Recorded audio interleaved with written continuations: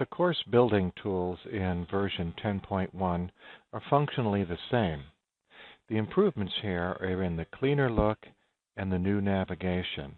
So let's take a look. Let's start with discussions. We'll begin with the top navigation bar. The default is the discussion list, which we'll go down and look at in a moment. But also, if you are subscribing, you have a link to subscriptions.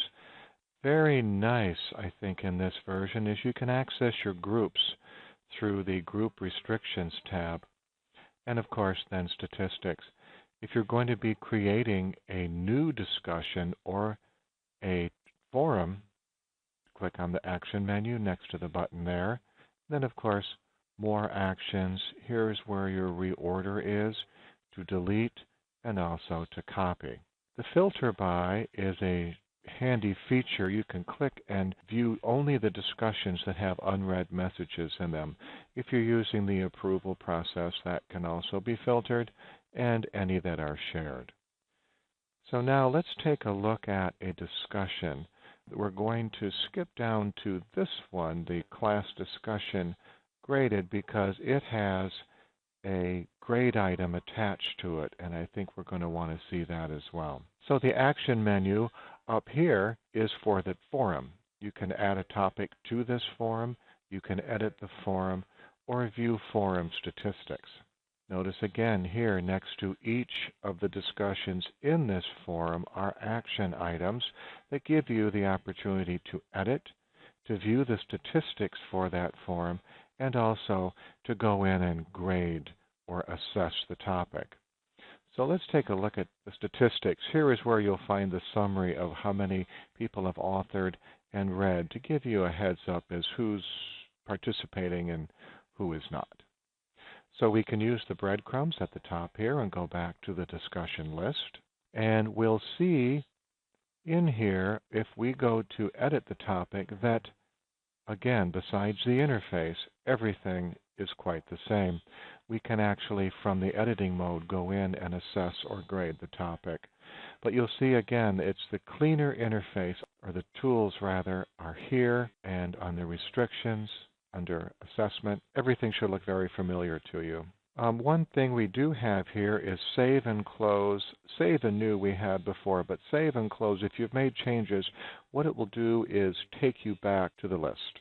So again, under these topics, you'll see that I have 4 unread. There are 4 posts and 10 views. So I think we are going to become easily and quickly very comfortable with this new look.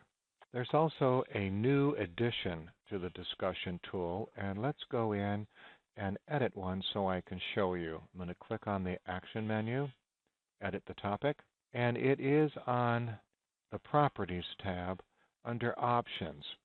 Notice this bottom one. A user must compose a message before participating in the topic. What does this mean? Well, if you have had students who have waited till the end of the discussion period to read everybody else's and get the gist of what's going on, and then submit their own posts based on what they've read and how the class is going, you can prevent that by checking this box. So I'm one of those Johnny-come-latelys who's going to wait and see what's going on. But this does, I will not see any posts, no matter what day I post, until I post myself. So if this is checked, once I post, the next time I go and look at the list, all of the interaction will be there. So quite handy, and I think a powerful tool.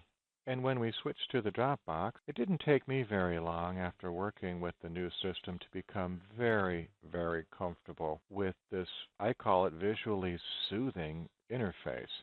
Notice the lack of clutter.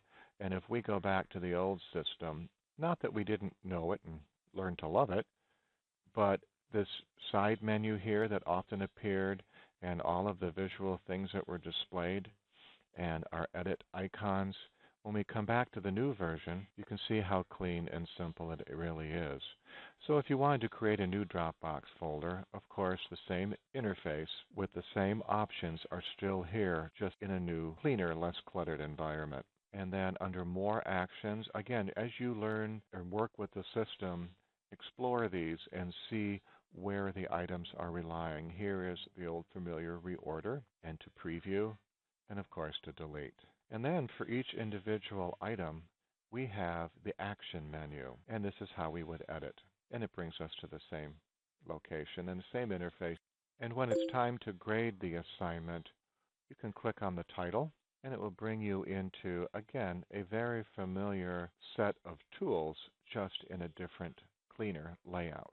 Everyone who uses the Dropbox, I think, will find this next feature really exciting. So let's go and edit, and you'll find this golden nugget on the Restrictions tab. And it's here under Availability. We've always had a start date and an end date. But notice here in the center, we now have a due date, meaning the assignment and Dropbox will open on this date. It is due on this date, but the Dropbox still remains open until the end date. So the student who's always procrastinating, I know we hardly ever have any, and want to be able to turn the assignment in, will have whatever grace period you build in to submit to the Dropbox without bothering you. When it comes into your inbox, it'll be marked that it was late. I think this is going to be a real time saver for everybody who uses the Dropbox. Another key note I'd like to mention is that students do not see the end date. They only see the start date and the due date. They'll think they got away with something when they submit it after the due date. And then let's take a look at the quizzes interface. This setup is very similar, but again, notice how wide the presentation is. And here is our question library, that if we look at the old version, the question library was over here, using up these pixels, where now it's across the top, and it's a much more generous area within which to work. You can create a new quiz, edit your categories for your quizzes, and under More Actions, we're starting to get familiar here, copy, reorder, or delete. And then, of course, each of the quizzes have their own action menu. I can go in and grade, run my report, statistics, or preview the quiz. If I want to edit the quiz, I would click on the title. Here are our tabs laid out just as they were in the old version. From inside, working on the tabs from the quiz, if you wanted to preview how it was looking, up here after the title of the quiz is an action menu. And here again is the preview button. The Submission Views tab works the same as it did in our previous version, but it never hurts to go over this particular tab again. What this tells me is the students will immediately see no questions and no statistics. So when the students take the quiz and they hit submit, you may want them to see their score and see the results. What we would want to do is go into the default view and edit this. And what you want to do is click on Yes, and now they'll see the question, score, out of score, and they'll show all the questions with their responses. If you want them to see the correct answer, you would check this box. And then, of course, you would save that. Now, if you wanted students to learn after the quiz closes what the correct answers were, you would want to set up an additional view.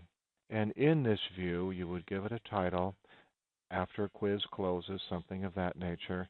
And you can set a date, so when the quiz closes and nobody has an opportunity to take it, you can then release the correct responses to the class, and those who revisit would be able to gain by that. I would like to demonstrate something here for you that took me a while to figure out, and I'd like to share it with you. There are certain times when this menu may disappear, so I'm going to click on Layout Questions, and notice it's still here, but when I go to Add or Edit Questions, notice I have what appears to me to be absolutely no way to return or get out of here. One thing I'd like to point out is that if you find yourself in this position or don't know where to look, you can click on the title of the course and it will take you back to the home page.